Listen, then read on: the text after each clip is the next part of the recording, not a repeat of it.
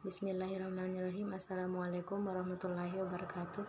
Perkenalkan, nama saya Wiwi Pradita dari kelompok 4 akan melanjutkan materi selanjutnya, yaitu agar peran dan tugas berjalan dengan optimal diperlukan beberapa kegiatan yang perlu dikerjakan dan juga beberapa pemikiran yang perlu disadari oleh pengajar, yaitu yang pertama, guru perlu banyak berinteraksi dengan siswa untuk lebih mengerti apa yang sudah mereka ketahui dan pikirkan. Yang kedua, guru perlu mengerti pengalaman belajar mana yang lebih sesuai dengan kebutuhan siswa dengan cara berpartisipasi sebagai siswa juga di tengah belajar. Yang ketiga, guru perlu mempunyai pemikiran yang fleksibel untuk dapat mengerti dan menghargai pemikiran siswa. Yang keempat, guru perlu belajar mengerti cara berpikir mereka sehingga dapat membantu memodifikasi dan membantu mengaktifkan siswa untuk berpikir. Yang kelima, guru perlu melihat kesalahan sebagai suatu sumber informasi tentang penalaran dan sifat semata anak.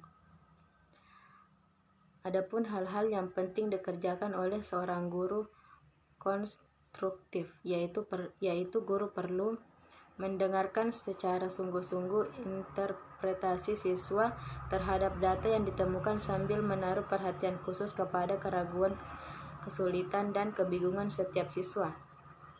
Yang kedua, memperhatikan perbedaan pendapat dalam kelas. Yang ketiga, memberikan penghargaan kepada setiap siswa. Adapun faktor-faktor yang memengaruhi belajar. Secara umum, faktor-faktor yang memengaruhi belajar dibedakan atas dua kategori, yaitu faktor internal dan faktor eksternal. Kedua faktor tersebut saling memengaruhi dalam proses belajar individu sehingga menentukan kualitas hasil belajar. Adapun faktor internal adalah faktor-faktor yang berasal dari dalam diri individu dan dapat memengaruhi hasil belajar individu. Di antaranya kelemahan secara fisik seperti adanya suatu susunan saraf yang tidak berkembang secara sempurna sehingga sering mengakibatkan terjadinya gangguan emosional, adanya penyakit menahun yang dapat menghambat usaha-usaha belajar secara optimal. Yang kedua, kelemahan secara mental. Kelemahan secara mental ini baik kelemahan yang dibawa sejak lahir maupun karena pengalaman yang sukar diatasi oleh individu yang bersangkutan, seperti kelemahan mental, artinya taraf kecerdasan atau inteligensinya memang kurang. Yang kedua, kurang bakat dan minat, bimbang, kurang usaha, aktivitas yang tidak terarah, kurang semangat, kurang gizi, kurang menguasai keterampilan dan kebimbangan fundamental dalam belajar.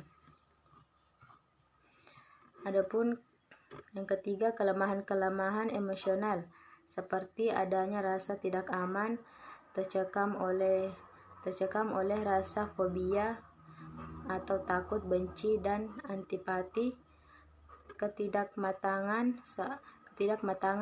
Seorang siswa yang tidak menyenangi guru matematika misalnya bisa saja memiliki hasil belajar yang jelek, apalagi bila kebencian tersebut juga menjalar pada pelajaran matematika yang dipegang oleh guru tersebut.